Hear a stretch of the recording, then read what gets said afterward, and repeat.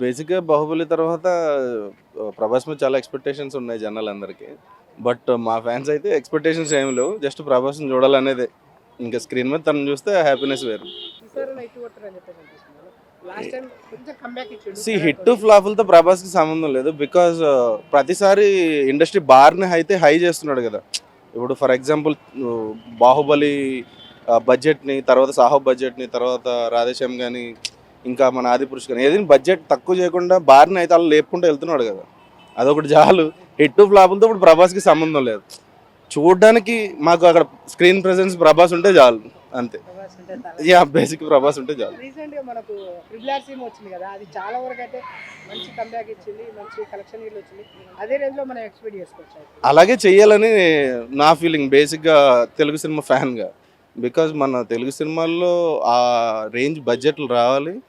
మనం వరల్డ్‌లో మన ఇండస్ట్రీ పేరు అలా నిలబడిపోవాలంతే. అంటే వరల్డ్‌లో ప్యాన్ వరల్డ్ సినిమా ఇట్లా అయితదని చెప్పేసి చాలా వరకు వార్తలు వినిపిస్తున్నాయి. అంటే ఇప్పుడు సబ్జెక్ట్ బట్టి ఉంటది. ఫర్ ఎగ్జాంపుల్ 'ఆర్ఆర్ఆర్' తీసుకోండి. వాళ్ళు పాన్ వరల్డ్‌గానే దాన్ని ప్రమోట్ చేశారు. ఎంతవరకు రీచ్ అయిందో మనం కూడా చూసాం. ఇప్పుడు 'కల్కి' అదే ప్రమోషన్స్ అయితే ఏం చేయట్లేదు మరి. బట్ రిలీజ్ తర్వాత చూడాలి. అదే అశ్విని దత్ చెప్పినట్టు ఆయన చెప్పారు కదా! ఇది రిలీజ్ అవ్వకముందు చిన్న సినిమా, రిలీజ్ అయిన తర్వాత పెద్ద సినిమా అని చెప్పారు కదా! మేబీ అయ్యే ఉండొచ్చు. సైలెంట్‌గా వచ్చి వైలెంట్‌గా అలాగే అనుకుంటున్నాం మరి.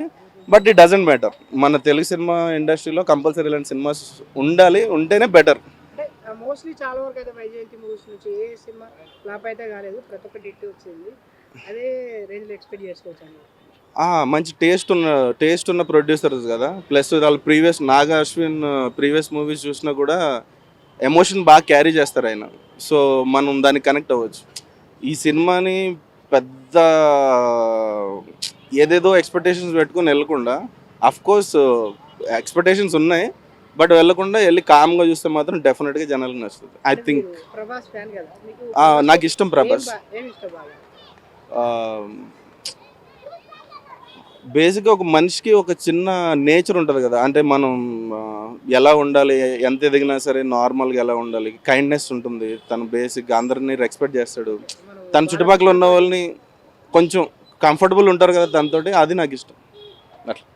అంటే చాలా సినిమాలలో కొంతమంది వరకు కొన్ని క్యారెక్టర్స్ ఉంటాయి కదా! మీకు ఏ క్యారెక్టర్ బాగా ఇష్టం?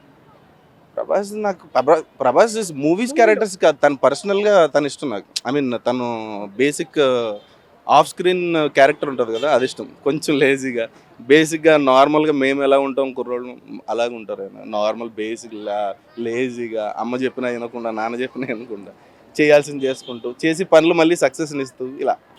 'ప్రభాస్' మూవీలో ఏది బాగా ఇష్టం? నాకు ప్రభాస్ మూవీలో బాగా ఇష్టమైతే 'వర్షం' సినిమా చాలా బాగా ఇష్టం.